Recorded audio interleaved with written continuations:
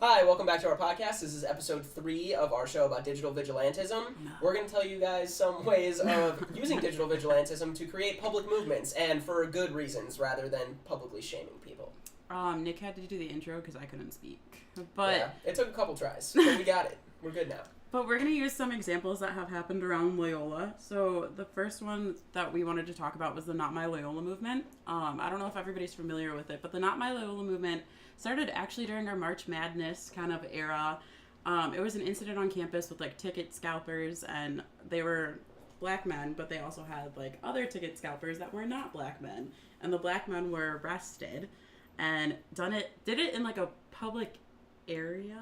Yeah, it was in our student center, so a lot of students there. They were detained, not arrested. This was a big controversy of using the word arrested. They were not arrested, they were detained.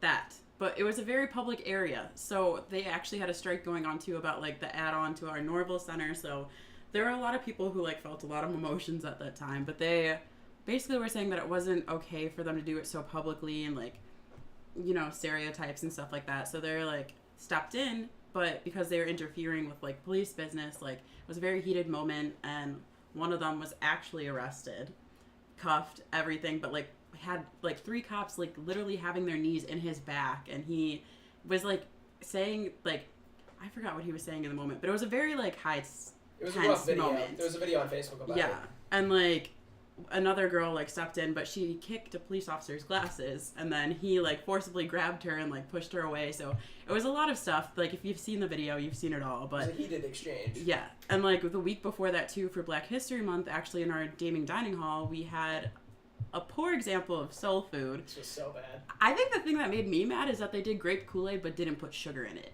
So I was like, how are you gonna say Kool-Aid is a drink that's popular in the black community but like not do it right? And not even the flavor that people like. Everyone likes red, so red is the best one. Right. I literally have blue Kool-Aid right there. So I'm like, people didn't do it right. So I was like, don't say it. But anyway, that went viral on Twitter because it was baked macaroni, ribs, and Kool-Aid. So we had a lot of racial tension and issues going on our campus for so long that people were like, the administration has to be held accountable for something, but they more blamed the students for getting involved in like police matters and like never issued an apology, and all students wanted was like an apology and for them to like be held accountable for their actions, but they didn't do it. So it caused a lot of like strikes. It caused a whole new Twitter page called Not My Loyola, like people changing their Facebook profile pictures. And like I'm in SDMA and like BCC here, and those are like the 2 main organizations and like student run stuff that's like gotten together to like do stuff about it. So it was an interesting couple weeks when that was like in its highest form. And then the teachers, well, what do you guys know about like Not My Loyola? I was just gonna say, it's unfortunate the timing in terms of it coinciding with March Madness as well, because I think ultimately a lot of the attention was taken away from that movement because of Loyola's success, which is not to say that Loyola's success should not have been newsworthy, but I think it's quite unfortunate that it took away from a movement that I think a lot of people feel and felt very strongly about. I think the cool thing, the cool thing they did though was like after the Elite 8 game, like people went around and like passed out the Not My Loyola flyers and like held a time like for everyone to meet and stuff. But that was one thing that like I talked about with my mom a lot, was like people are seeing this school and they're like, oh my god, they're like a Jesuit Catholic university, like Sister Jean, like they're so pure, like what a good school, but like didn't know the actual issues that were going on our campus. And like we preach on being a social justice institution, but like it's not in a good place right now. So like people really looked at Loyola as like schools to go to, but then like we had like these real issues going on that were like being covered. Yeah, and a good example of the good side of digital vigilantism was that movement created the need, like the opportunity for like a town hall and a lot of people's voices to be heard that weren't heard initially. So I think that's a great example of how getting together online for a cause can be beneficial in this case. That town hall was actually very I heard it was productive. Yeah. It was a good time for people to like voice what they were going through and like what they felt, but like the administration did go, but like it became a lot of finger pointing like towards the end of it. So like there's a sorority on campus that's like focusing on like the Latino women and stuff like that. Right. But they like called them out saying like they don't align themselves with like the like there's a society too. I forgot what it's called, but like it was just people not aligning themselves and like supporting each other. So like people were like pointing fingers on like, well, why don't you help us with this and that? But then it was productive too. But that wasn't like the only thing going on too that was shaded by March Madness. It was also the strike with like our adjunct faculty and non-tenure faculty, and that was something that like I had heard about before March Madness, but because everything was going on with March Madness, never heard a single thing until we got that email from our school talking about like how they were highly disappointed and like professors for like canceling classes or like students marching with them and stuff like that. And I was just, it was very eye-opening to like our administration, I think, when I got that email. Yeah. What was the social media reaction to that? Because I know I personally didn't see a lot of advocacy for the issue.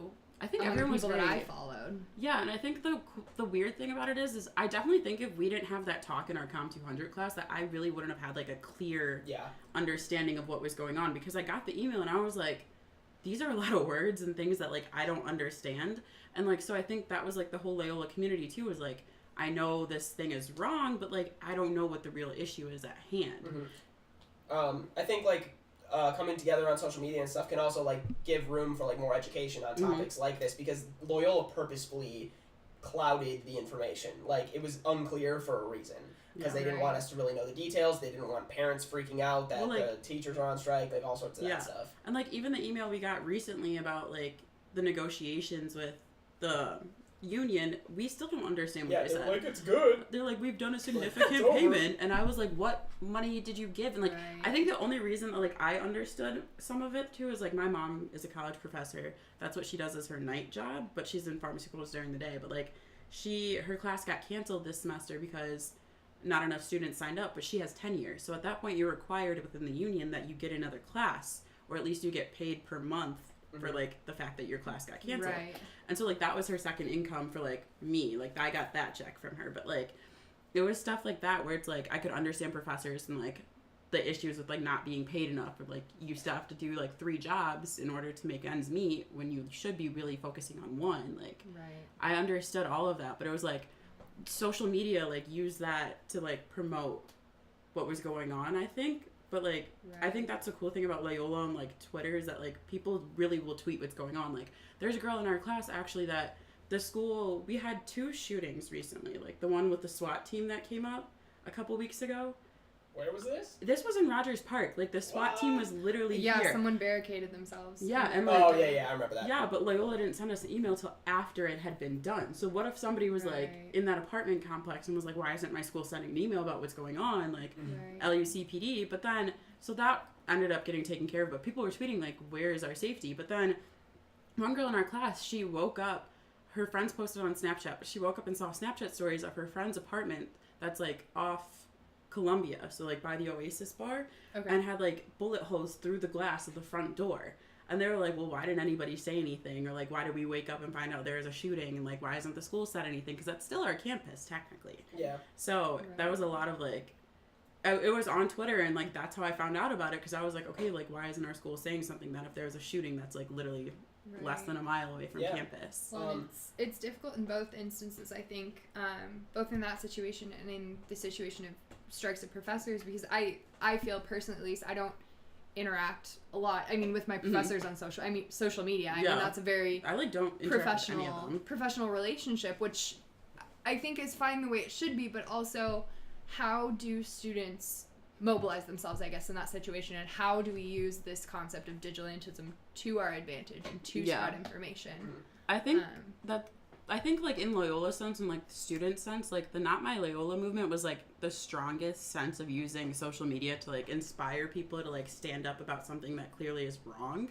So I think that was like the first movement that I've ever seen like actually make sense and like had people do it and act out rationally on social media. Like it wasn't, they were pointing fingers, yes, but it wasn't anything to the extreme of being like, oh, this is a shitty school. People were like, this is not the school that I wanted to attend. How can we help change it? Exactly. Yeah. Like all they were asking was for an apology and like accommodations, like for people to like recognize some of these like student groups as like real organizations that like have real goals and stuff like that. So it was like, that was the best way of like forming like, we need action and like we're gonna work for it, but like we need you to like accommodate with us, and they didn't do it. Well, and I noticed as well on some of the social media that Not My Loyola created, there were obviously people that didn't agree with them and engaged with them in in a really surprising way on social media, but the way that page responded, I thought was very professional and very well thought out. So I think that's part of the idea of digital vigilantism.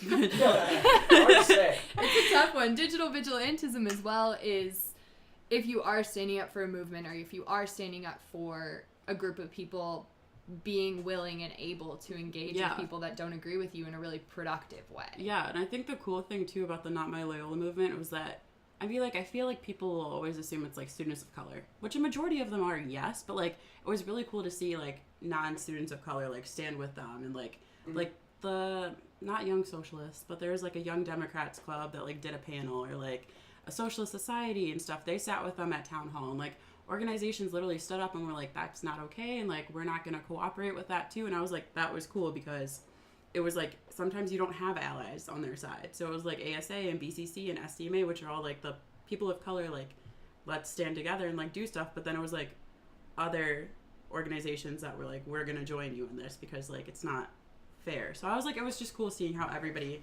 got together to like for one reason. Nice. That made sense. I think that's it. Do you have anything else to add to inspire the students of Loyola?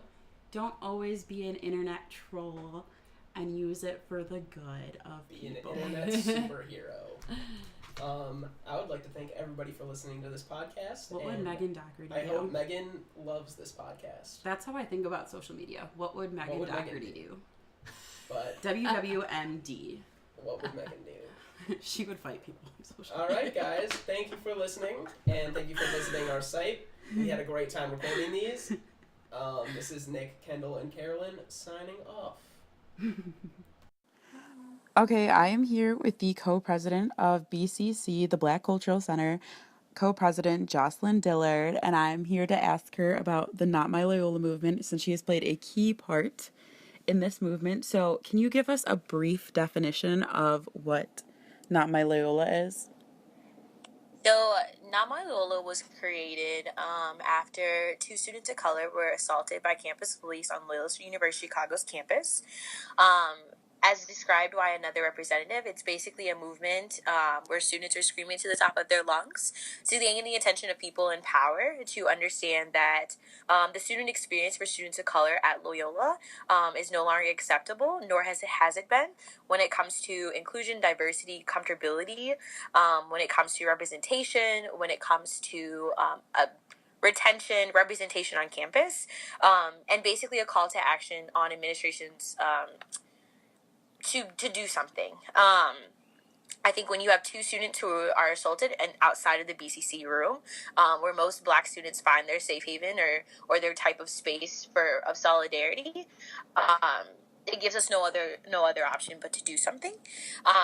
And Not My Loyola was created, and the idea that the Loyola that the majority of students came here for gave us a false promise, and we as a movement are here to hold our university to its standards, if not give them more a sense of accountability into making what our university is what it should be. So since then, have you like received anything from the administration besides like emails that we've sent? Yes. So working with the administration has been quite tricky.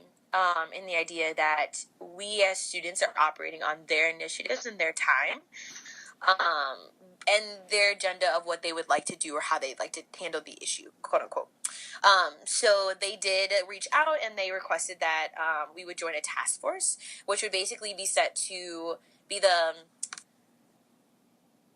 mediator between the student body and administration in voicing the concerns of students of color and students on campus, talking about the student climate, talking about marketing, representation, retention, different issues that have to do with the student body that they, quote unquote, were not aware of. Isn't that what SDMA is for then? You said, is that what who's Isn't for? that what SDMA does though? If I'd have to call on like a department to be that mediator, I'd call on like SGLC. Right. But even so, like when you talk about like roles like student government, there's still a lack of diversity within there. And I think another question that we have continually come up with when we're talking about the non-millennial movement is, if you have a university that continually says that we are diverse and we are inclusive, what is your definition of diversity and what is your definition of inclusion? I think when you look out and you see Loyola's campus, if you're talking about women and men, are you talking about black and not, or as in white? Are you talking about brown people? Are you talking about other than white? And if you are, what is your status quo? Right. Is it, okay, as long as we have 1% of black students, we're not racist or we're diverse? Is that good enough to you? And if so, if you're fine with that, let's say, and I don't know the exact number, but let's say 13% on campus, why is it that our black students are continually either dropping out of Loyola before their senior year or not graduating? And those are some of the things that we'd like to address. Where are our resources? You cannot depend on one department, and an organization to uphold the role and be a support system for students of color. That's not okay. That's not okay for those in those roles, and that's not okay for you to basically say, we brought them here, take care of them. And like I said earlier, like it's all to speak on the student experience. If we continually have issues, like I said, like I think it's really important to note that the issues that we're having right now are not new. This is something that's been happening for a while. You have the whole Black Lives Matter response, which I think was in 2014. And maybe a little bit a year before, but you can see, like, if you're really doing your research, there have been several uprisings when it comes to students of color who are saying, like, this is not the university that we signed up for. And like, I know I'm rambling, but, like, in conclusion, like, even though working with the administration has been quite difficult, and the idea of we always come to the table saying, like, here's what we have, what are you going to do about it? And then we're seeing the pushback of, oh, okay, well, let's revise this, or, oh, well, we don't really see that as an issue, or, oh, well, we've never thought about this.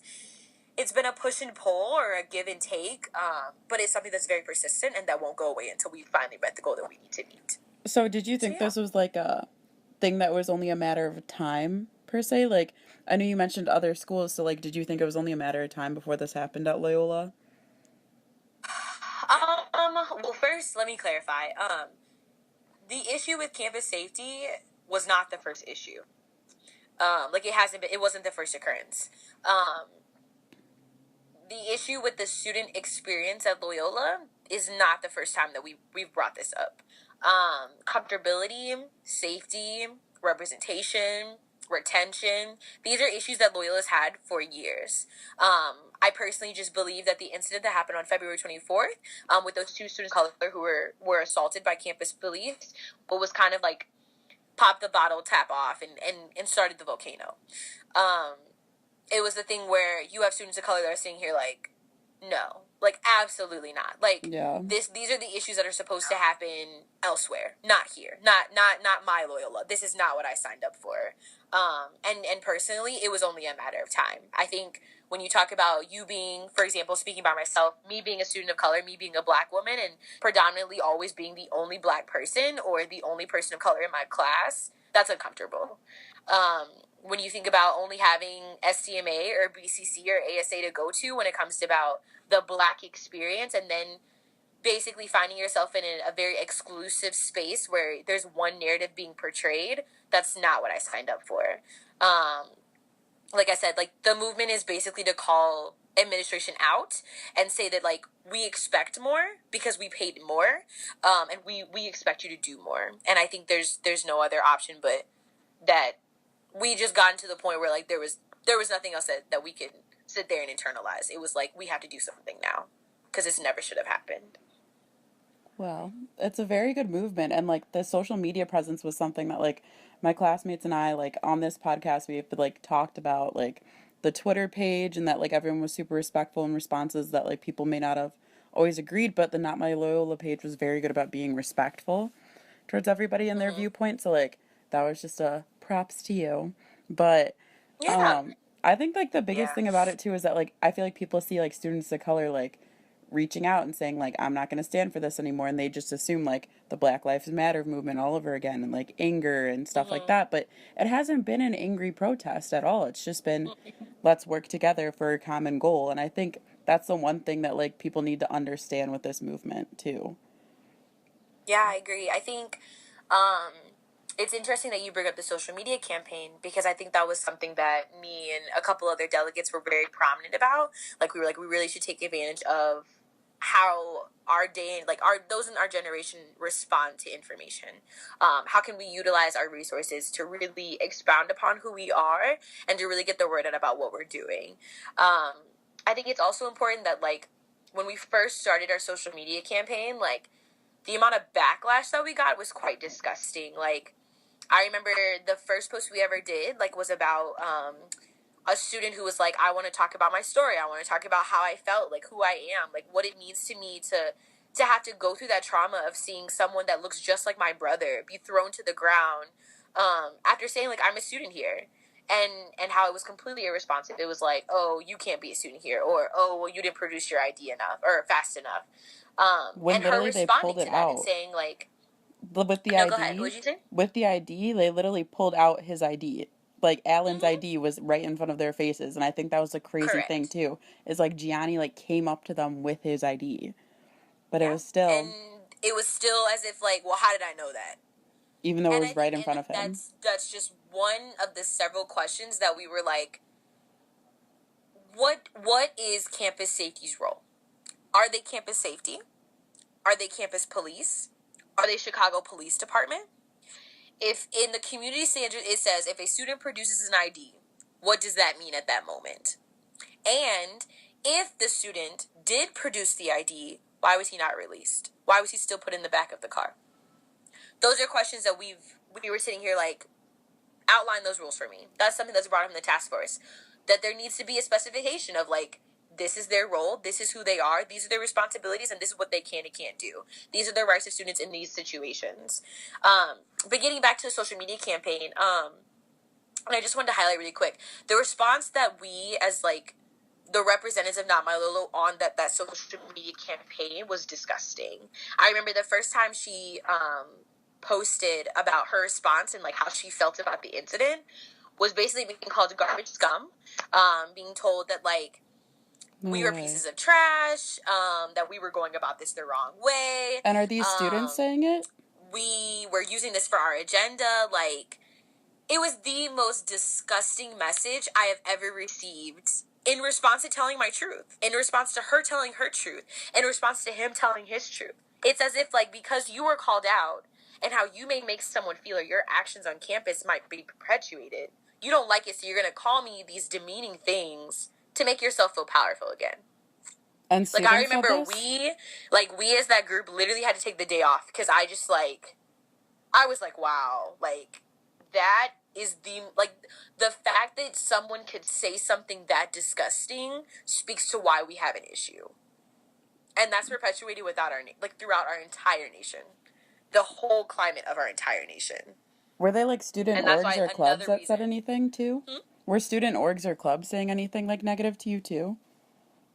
Not necessarily. So a lot of the student organizations, so like I said, when the February 24th incident happened with the two students of color, I remember specifically that I think about five to seven student organizations were like, this is about to be something big and we need to get on board. Like, this is something that we need to push all the way through to administration. Like, this is we have no other option type of movement. And I remember in the beginning, like, it was like our common ground is that it was very excessive, that there was no type of conflict mediation, that there was no type of respect, and that a lot of things went wrong. That was the general idea that, like, these are the things that happened, these are the things that should not have happened, and this is a call to action to either talk about our policies, talk about the climate, talk about how Loyola has failed us, and talk about what's next. And that's where our student organizations came together and said, like, we're doing this because we have no other option. If I had to say if it was more of a contradictory to, like, the student experience, or, like, not the student experience, it came from students is where the pushback came from.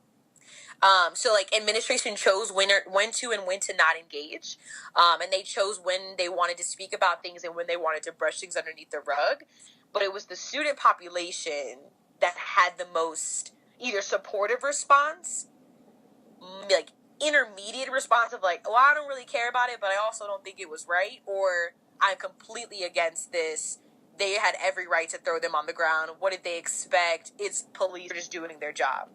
It was a completely polarized movement, which honestly resembles other movements that we see today. The Black Lives Matter movement.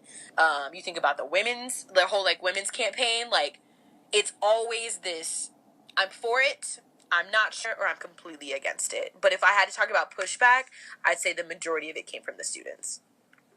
That's so nice to hear, though, that it like came from students that like wanted to help out and like get on board, that like weren't probably like the same like race and ethnicity kind of thing. So that was like really cool seeing, like, especially at the town hall, like seeing that on the panel it was not all students of color, that it was students from like the Latino societies, like white students too. It was just cool. Like, I think the town hall, seeing like how easy it was for everyone to get together and rally behind something that they knew was wrong.